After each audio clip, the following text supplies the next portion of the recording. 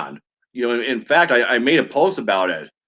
I'm sick of these harm reductionists coming at me like that when I find my inspiration through people like Andrew Hager Live, in different places like that. Well, I'm on 5 different platforms here, different apps, and these harm reductionists want me to promote them, right? And I won't do it.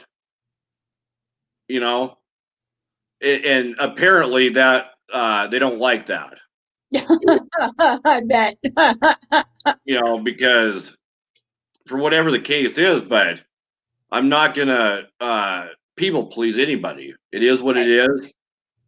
And I am who I am, and I'm gonna do what I do.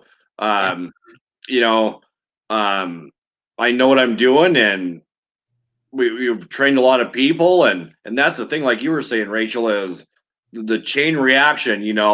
As long as we're teaching this, as long as people are listening, right?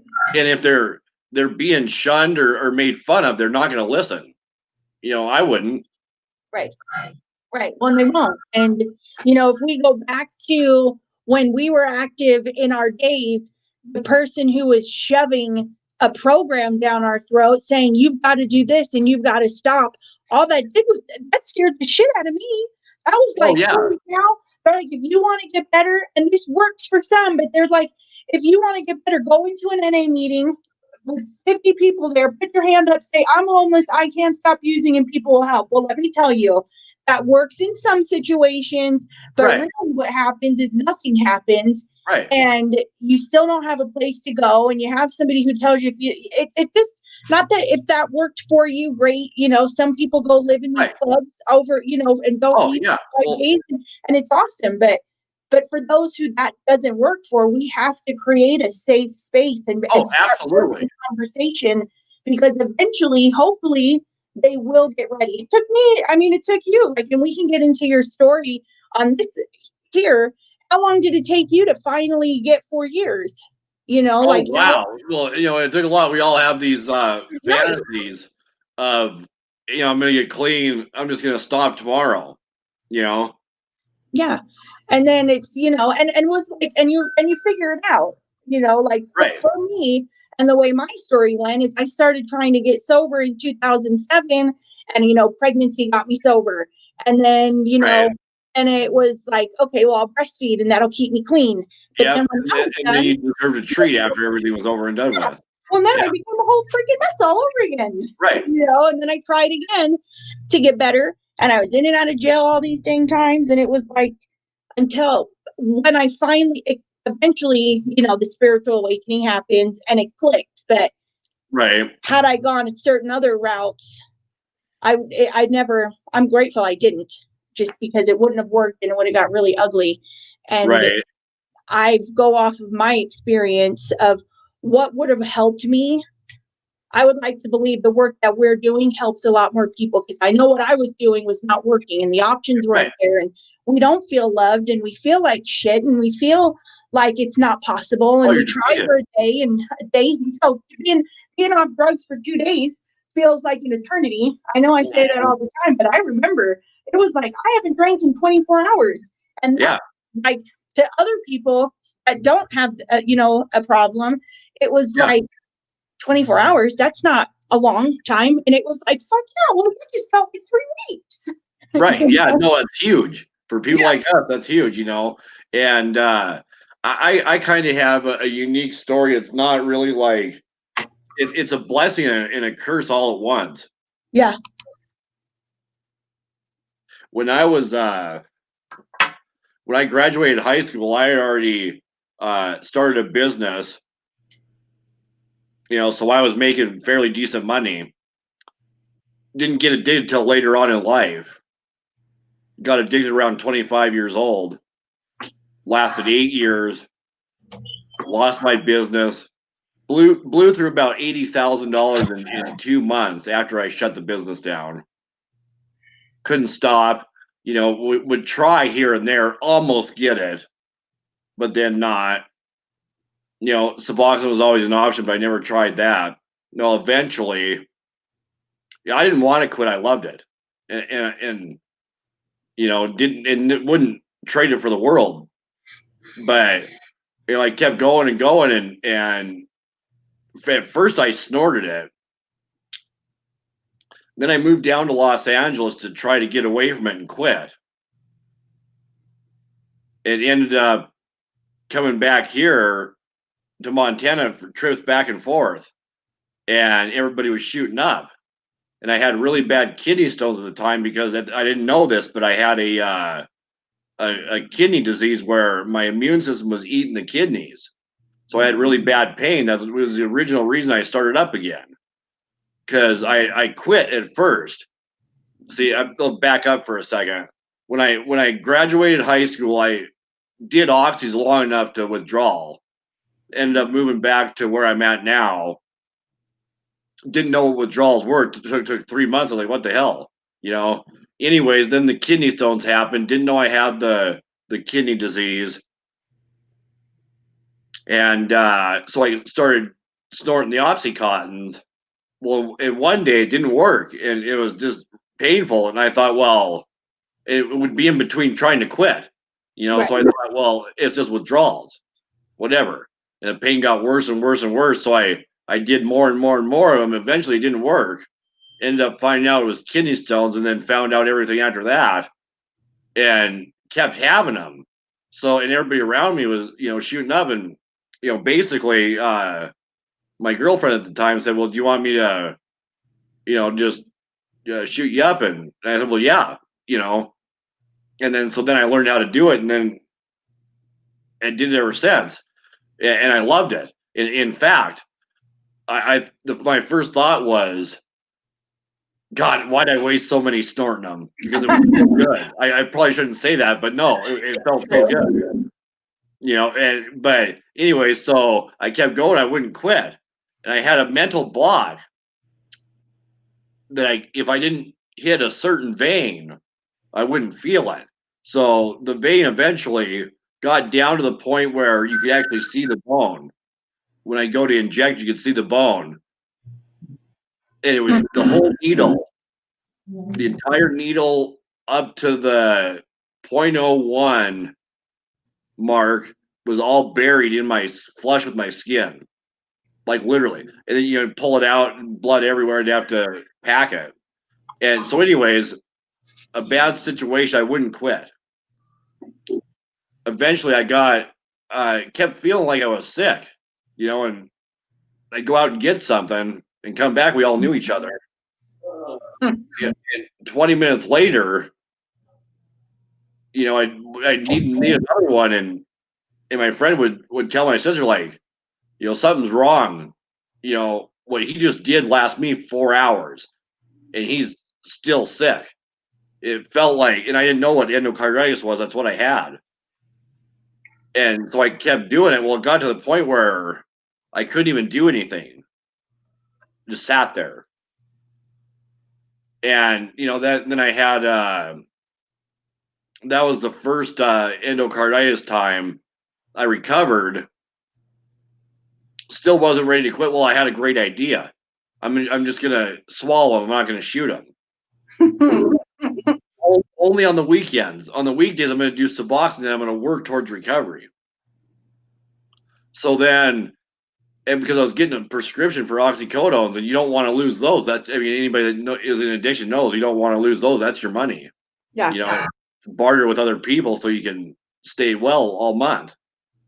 And so after the first bout of endocarditis, they knew something was wrong. I checked out of the nursing home with the PICC line in to fill my oxys. They bumped me down to 15s every 2 weeks. So I'd go in every 2 weeks, fill them, do Suboxone during the weekdays, and then have a treat on the weekends. Well, and just swallow them. Well, eventually I talked myself into, well, I'll just shoot up once, on the weekend. Well, that weekend never ended. We kept going. That was in November of 2015. So 2016 comes around. I think I got out of the nursing home February. Did I just eat them and treat myself on the weekend thing for, let's see, 6 months. And then by the time, and I kept waiting, I knew something was wrong with me. And this is my biggest self-resentment there is. It pisses me off every day of my life. Because I knew something was wrong with me, and everybody around me did too, but I wouldn't go in. I wouldn't get medical help. I refused it because I needed, well, I'll just wait 2 more weeks, fill that script, then I'll go in. Yeah. Well, it didn't work that way. So I make it into my appointment barely, head's pounding, had this pounding headache. And I thought, well, either got an aneurysm or a tumor, something's pushing on there to make that hurt, that bad. I mean, I couldn't even shoot up. I mean, it was bad. And we kept pounding, and I make it, and I had to tell myself, fill the script, and then go back and do it again. And and it got to the point where when I ran out of pills, my guy would come meet me. I couldn't even see him. He'd walk up to me right there. I'm like, what? I could see shadows and outlines, but I couldn't see detail. Like my vision was blurring. Something was wrong. And so I barely made it in, filled my prescription, came back out. Then I waited 2 more weeks. Same thing happened. Barely made it in. I'm going to wait 2 more weeks. So those 2 weeks I was waiting got worse and worse and worse. Yeah. So August 23rd, my appointment was on the 24th. August 23rd my appointment was on the 25th. August 24th at 3:37 p.m., I did my last shot. And I remember because I left a second draw in there for the morning so I could be all right to make it to the appointment to get my prescription. Then I was going to go check out what's going on with my head. So I go lay down in bed, and I wake up, and it's 8:30. I'm like, oh, shit, I missed my appointment. I go to get out of bed, and I couldn't move. Next thing I know, I tried getting out of bed. I fell, and then thank God my sister was here. Woke up, and the ambulance is already here because we had done this before, so 8 months. So endocarditis twice in an 8-month period, the second time resulting in a brain aneurysm and a major stroke. So now, basically the left side of my body, like, it still functions, it's just not very strong. It feels numb, like if your arm fell asleep. That's what it feels like. It can still move. I can still open doors and stuff, but I can't write. I was left-handed.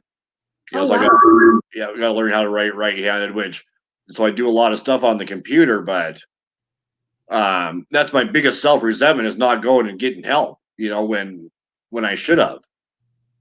Well, then in the hospital bed, I didn't usually use Facebook, but in the hospital bed, because I had the stroke, took me to Great Falls, and they flew me to Seattle. So while I was there, I had what they call Icu Psychosis. I thought I was still in Great Falls. Oh, wow. Oh, and then a day later, I thought I was out on the family farm, but it was a hospital. Like, I was in a hospital bed, but my surroundings looked like different places in my lifetime that I had been per day. So, and then the next day, I was back home sitting up in this living room right here in the hospital bed. Everything looked like it does right now. I was just in a hospital bed. And I was called my friend saying, hey, guys, I'm back. Come bring me something. I'm not ready to quit. Come bring me something. I'm back. And they'd show up, and my sister would be like, well, he's had a stroke. You just have to ignore him politely, And yeah, so Icu Psychosis, I thought all the hospitals were linked from Great Falls up north to Canada, back down into Seattle. Oh my goodness! All in a row. And then I finally figured out, well, I know what they want me to tell them. So if I tell them that enough, they'll release me into the nursing home part of it instead of the psych ward or whatever it was, intensive. And so that worked. They moved me in, and I'm sitting there, I'm on Facebook, and I come across this video. It was called Recovery Radio. And that was before the days of Andrew Hager Live. It was Andrew and Blake and somebody else. But anyways, Recovery Radio, and I watched it over and over again. I thought, I'd like to be like these guys. And the first person to share it was a friend on my Facebook from years ago. And I didn't use with them at the time, but they were the ones that shared the Recovery Radio thing that I saw, and I liked it. And then after that, then Andrew opened up Andrew Hager Live, and I'd been in touch with him the whole time. So I took a whole year to learn from him to see what I would need. I wasn't ready to quit. Yeah. So by the time I got discharged after the stroke, we're talking a year later, I'd already learned for a whole year because I didn't know. I knew that the only thing I knew is that I wasn't ready to quit. The things I knew I needed to know is, am I going to have the desire to keep using? Am I going to lose the desire? I didn't know that. So I did 1 milligram of Suboxone illegally with no doctor. I do recommend it, and I'll tell you why. I'm not saying just go out there and do it, but I did 1 milligram for 12 months. And then turned out to be 18 months. And then I was going to go to the Blameless Children after talking to Andrew for quite a while. Well, by the time the 18 months rolls around, I had plenty left. And you always hear about how it's horrible coming off Suboxone. And I thought, well, it's, since my left hand isn't working, it's really hard for me to open those up and cut them. But I can do it. I thought, well, let's just give it a try. Let's see what happens. If it gets too hard, I'll take a little piece. It will be okay. So I did that, and in the first night, a couple days went by, not too bad, uncomfortable definitely, but not too bad. And then, one thing I had never done, except for when I was on heroin, but with opiates, never really threw up from withdrawals. And that Suboxone, coming off that Suboxone, almost made me throw up. And I remember I prayed to God. I said, please, don't. Anyways, that feeling never came back. I used the just for today tactic. Hey, I'm feeling like shit right now. Time's going to go on regardless if I use or not. So I won't do it until tomorrow. Now, if I still feel bad tomorrow, I'll use, but I'm not going to do it right now. And that's I used that for. It lasted about a week. Was uncomfortable, and haven't even had the desire to use ever since. As strange as that is, but that's the things you got to learn in recovery. Are we going to have that desire to use? Are we going to have to? And if we do, there's nothing wrong with it. But how are we going to cope with it so we don't end up in a relapse?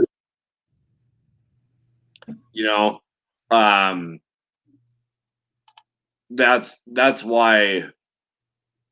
That's why. It's so important to know that stuff. I always say, heal yourself, for yourself and by yourself. That way you can go help other people. Far too often we get people jumping right into it. Hey, I want to help. Well, hey, that's awesome. And do the best you can, but there's a time and a place to do that. For an example, you jump right in, and maybe you still have the desire to use. So you go do harm reduction.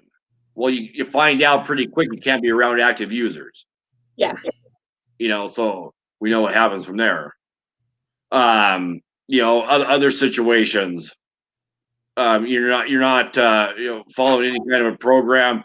You got to know what to look for. Too many people jump into this and they all want to help people. Well, they're not ready for it.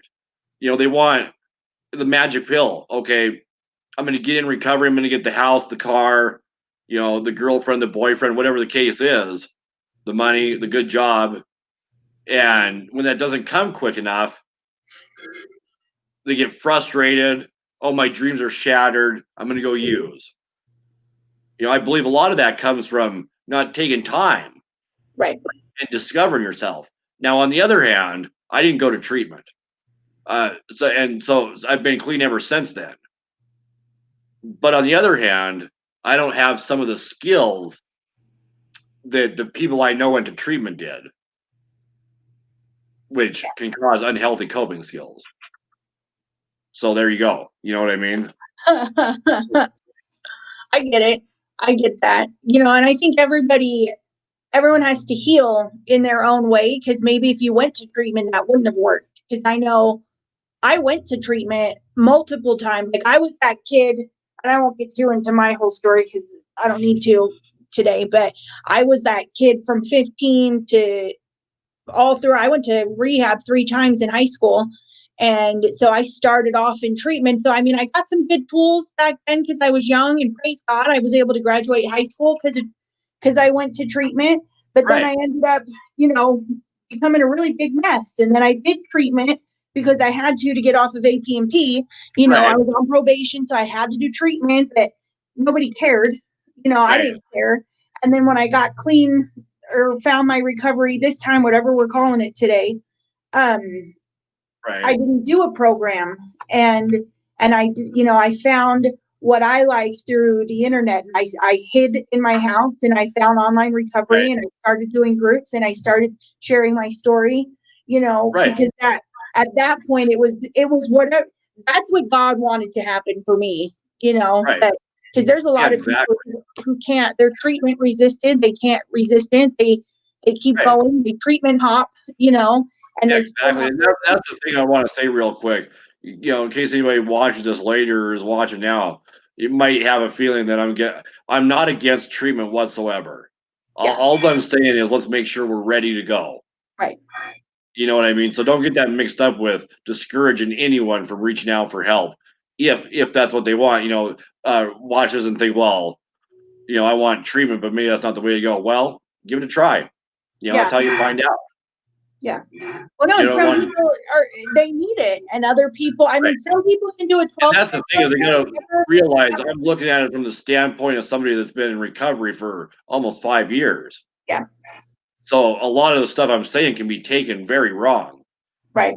Especially if you don't know me personally like you do. Yeah. Well, no, and we've come to a point where we figured out what works and what's not going to work. And we know it's unhealthy, and we know how to have good behaviors, and we know if we're going out and writing bad checks and getting money, bad, dirty money, we're not going to get to where we are today. And if we're out hurting people and not helping people, I mean, but this is years now into the making of figuring out how to live in a better way. It doesn't, like you said, it doesn't come overnight for sure. And to think you're going to get out of jail, and all these guys who are like, oh yeah, I don't want to go to rehab, and whatever, I'm not knocking them. I don't want to go to rehab. I just want to work and get a job and get a car. Well, dude, have you gone through withdrawals yet? That's really hard.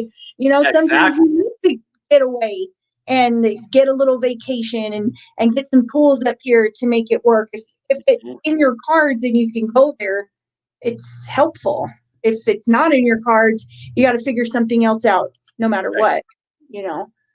Right. No, that's the thing. I mean, if you're still using moderation, stuff like that. Yeah. Use as little as possible. I'm not gonna disrespect anyone for using drugs. I'll support you 100% all day long. I'll even defend you, but be responsible. Use a little bit less, or not even less, just moderate amounts. Before you get something new, even the same batch. That's one thing people don't realize. You're buying heroin. Say you've got an ounce of heroin that you're buying from a guy. He's peeling you off little chunks. You're used to it. You can do your 1 point or 2 points, whatever you throw in a spoon. You get closer and closer to the middle of that, It's more concentrated. Right. So it's going to have a higher potency. People don't realize that. I know. So no matter what, Be careful. do smaller amounts. The problem we run into that I ran into is, hey, my veins are so bad that I'm lucky if I hit one. So I'm going to draw this whole thing up no matter what. Yeah. You know what I mean? Yeah. That's when we might want to consider smoking it or something, stuff like that. But no, back to the story. So after I watched Hager for a year, 2 years into my recovery, I opened up United Families in Addiction Facebook blog.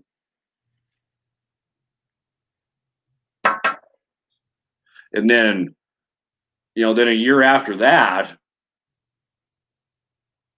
started, offering help and advice for other people. And like that's your point. No, it doesn't happen overnight. It takes a long time to build that up. Tell us more about United Families in Addiction. The what? Tell us more about it. Like, for those basically, we're a group of drug users and people in recovery. The whole point of it is to work together to spread harm reduction to the actively using community. And offer support to people in recovery that are having a hard time.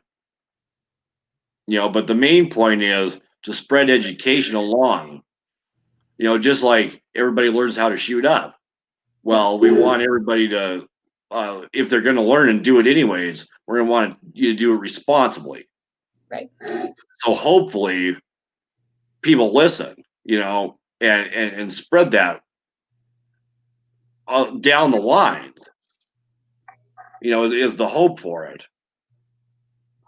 We got right now, I do the live videos on UIFA, but I don't do anything on the actual page.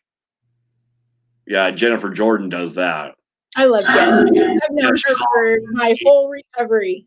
She's awesome. Yeah. Yeah, she runs the page, and then I do our Instagram and all the other apps that we're working under. Yeah. So I don't have to come, and it's nice. It's a very nice reprieve.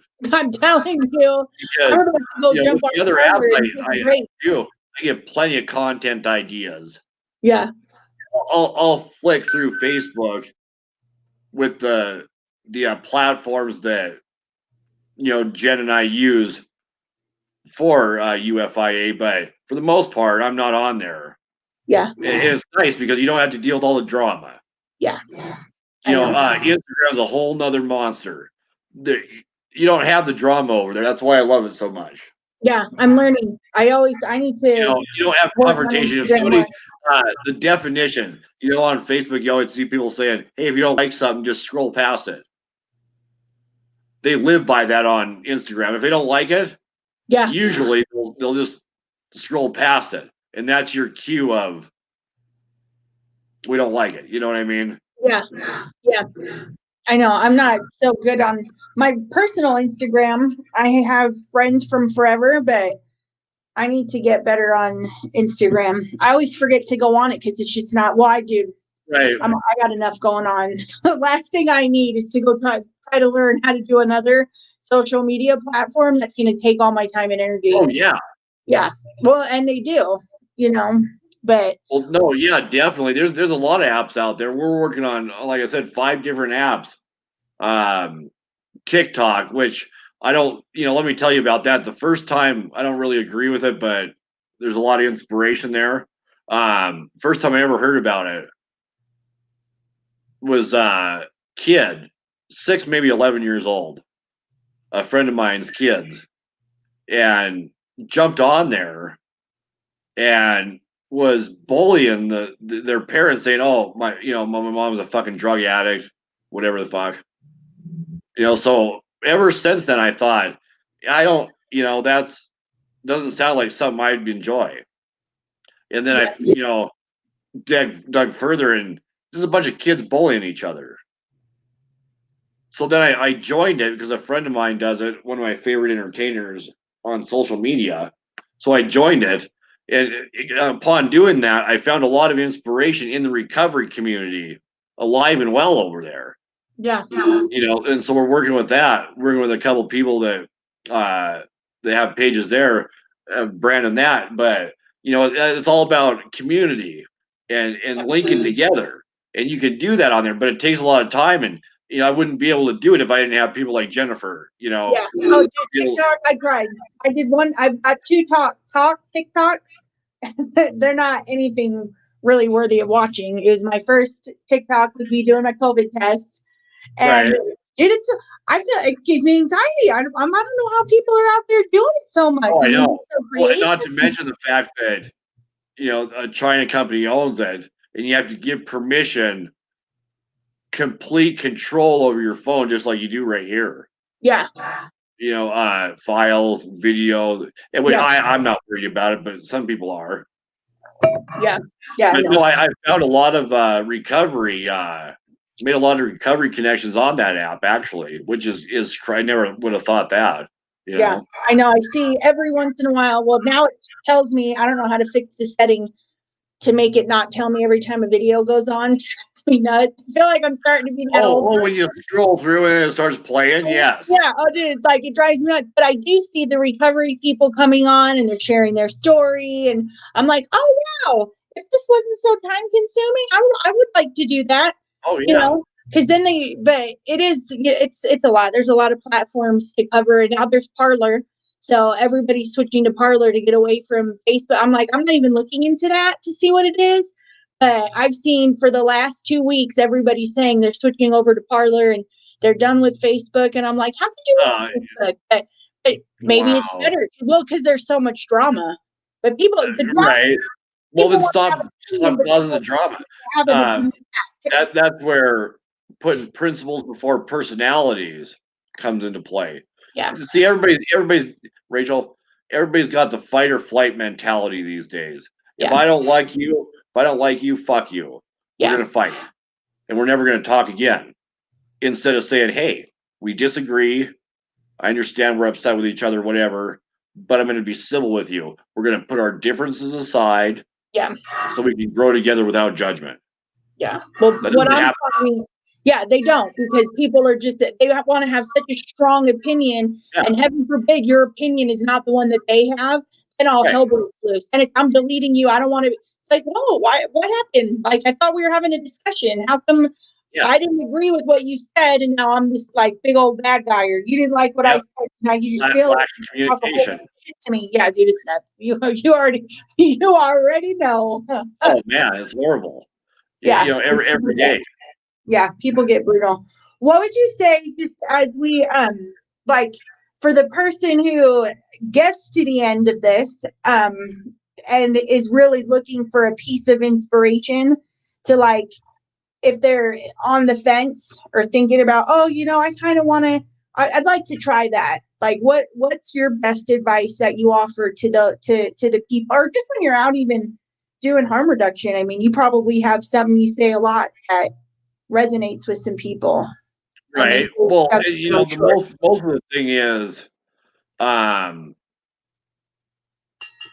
you keep using, you're going to end up like me. Like I said, that's my biggest resentment, is not seeking help in time. Yeah.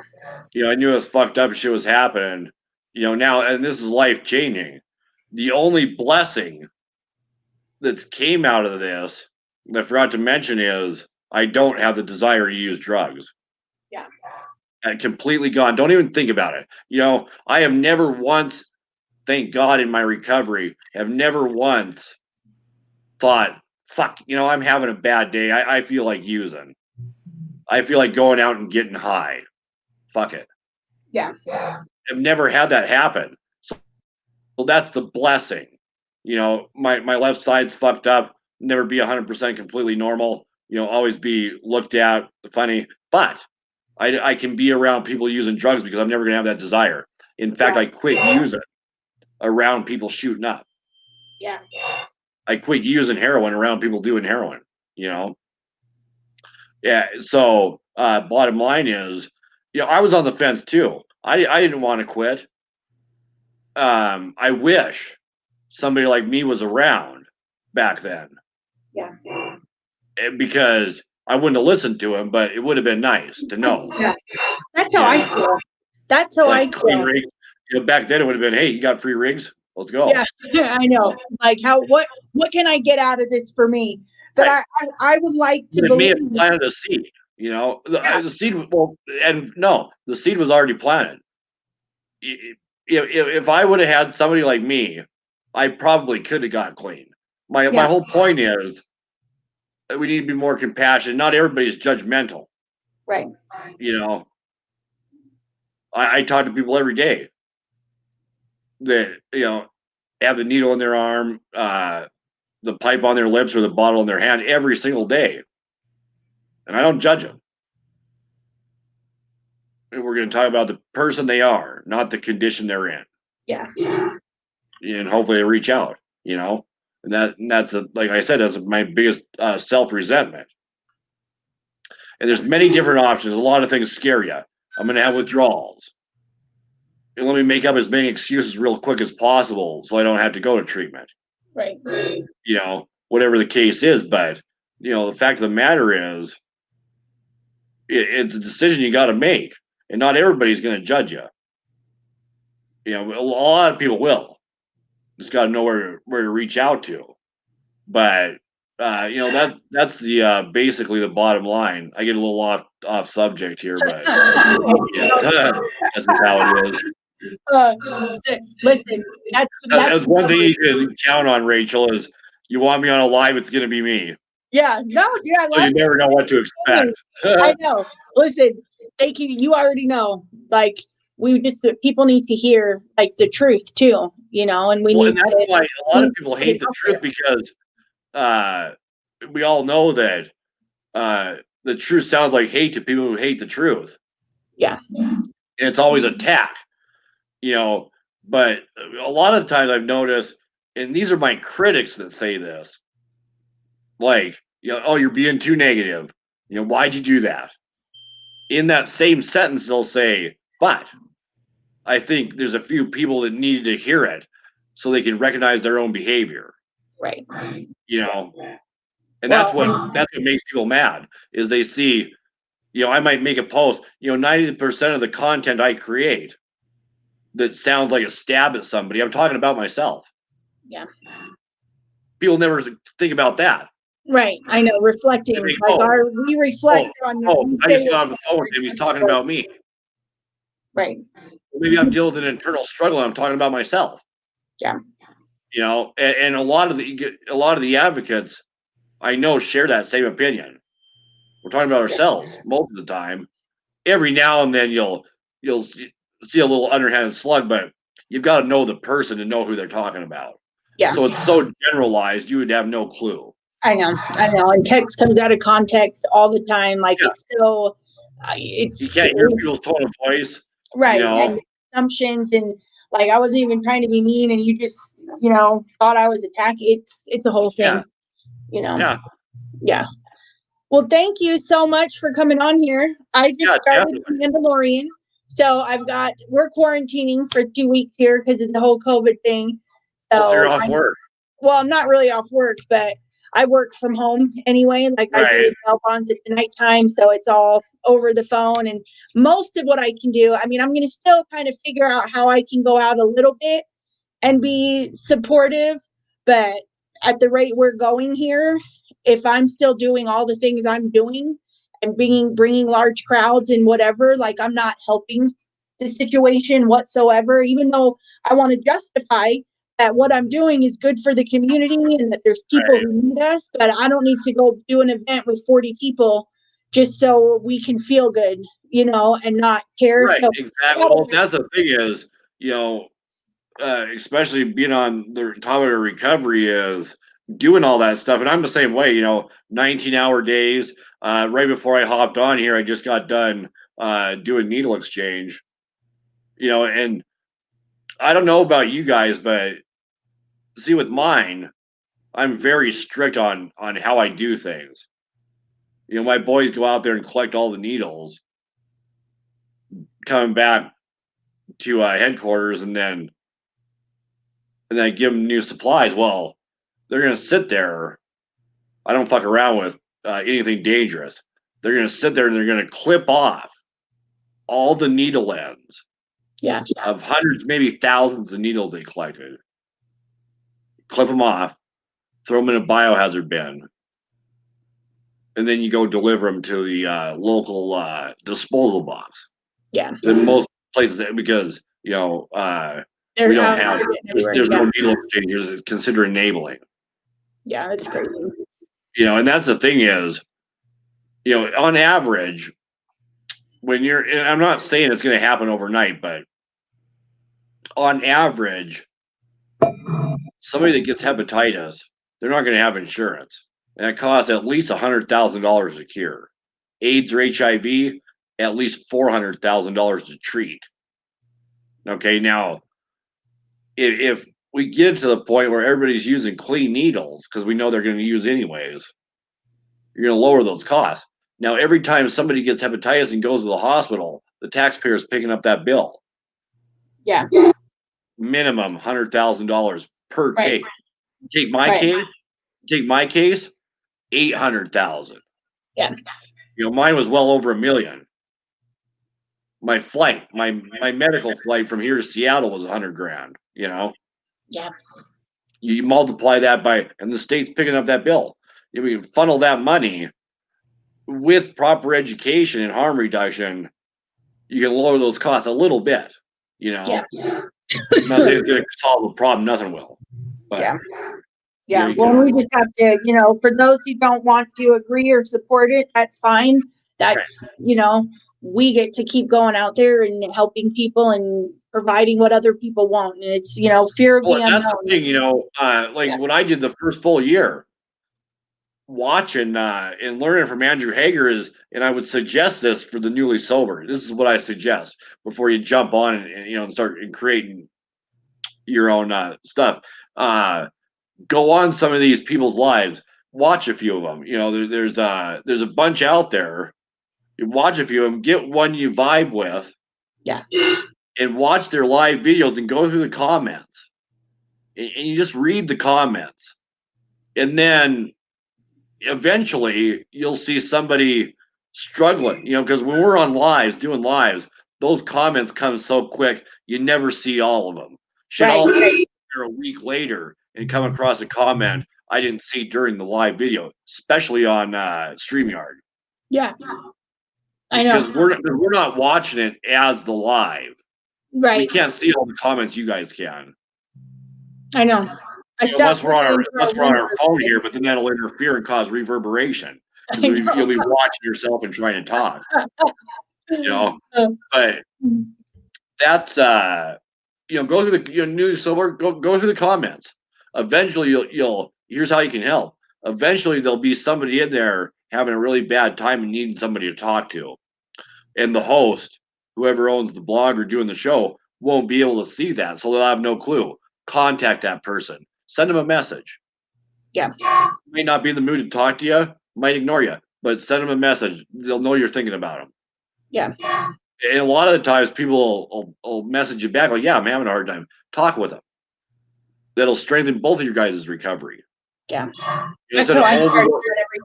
Yeah. Instead of overloading yourself with extra stress that, and then comes other people's opinions of you. So avoid all that first year or so. Just go through the comments.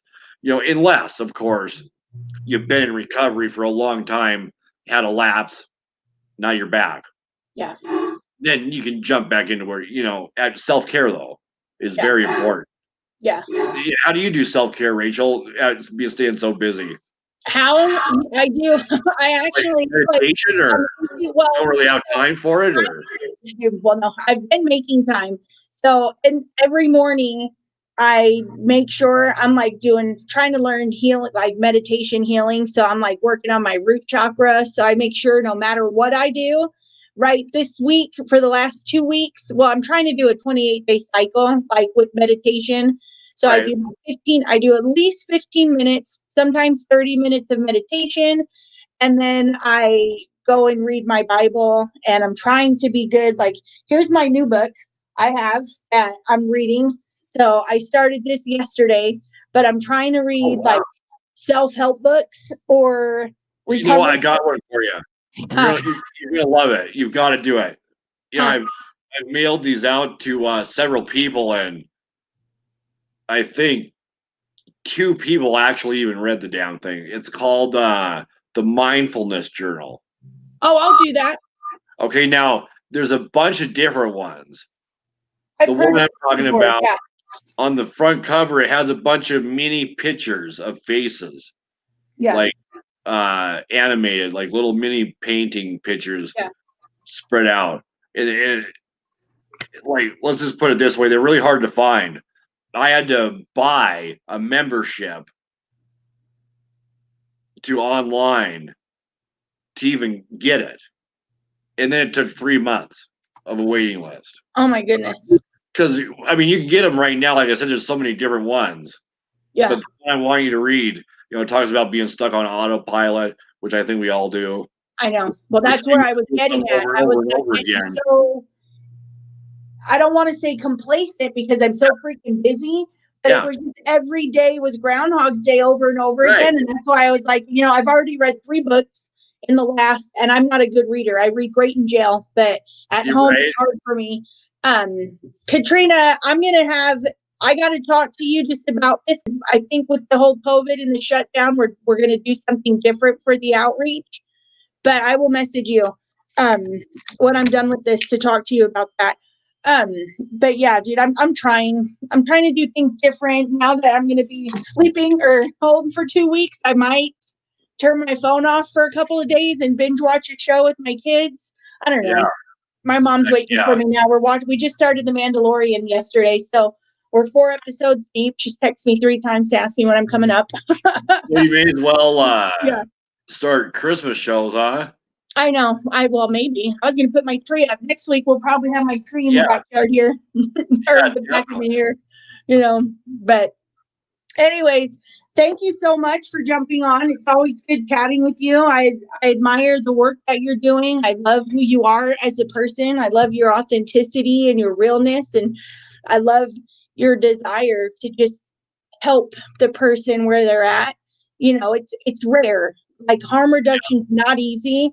You're seeing hardcore people in their rock bottom on a daily basis, and to be able to do that and go to sleep at night, it's hard, and you're still sober and you're still doing it, and that I admire you, and whenever I need help, you're always helpful, and that's always like we need friends like you. I need friends like you, because our jobs aren't easy, No, and I feel the same way about you too. Is we do that for each other. That's the thing is, teamwork.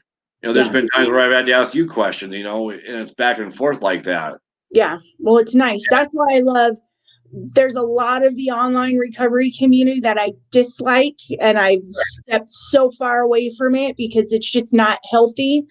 But I love that we can make good connections like with you and with some other people that we both have mutual good friendships with that are absolutely. They're good people that I'd love to meet them all in person, but I don't have to because the bond is there, Right. And yeah, there's a lot that have been broken, and we have said, you gotta go, but that's just exactly. We're in the world of internet anyway, so it is.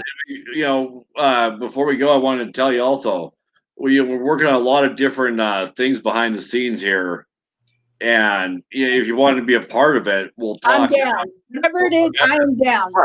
Plus, I need to train you on what I was talking about a couple months ago. You know what I mean? We'll talk about it afterwards. Yeah, no, for sure. I'm hoping per COVID, I'm going to get my peer support license. That's kind of cool. I'm doing that on my birthday with the school for that week class, but it might get canceled. So I don't know. I got a lot of other things. We have to talk. Let's chat. Yeah, definitely. Okay. I love you, friend. Thanks for having me on, Rachel. Thank you. You'll be back. We'll be back. Yeah, definitely. We're going to have you on too. You got to come over to UIFA. I know. Let's do it. Okay. All right. Thank you. I love you. Thank you, guys. Have a good night. You're going to be in here. Hold on.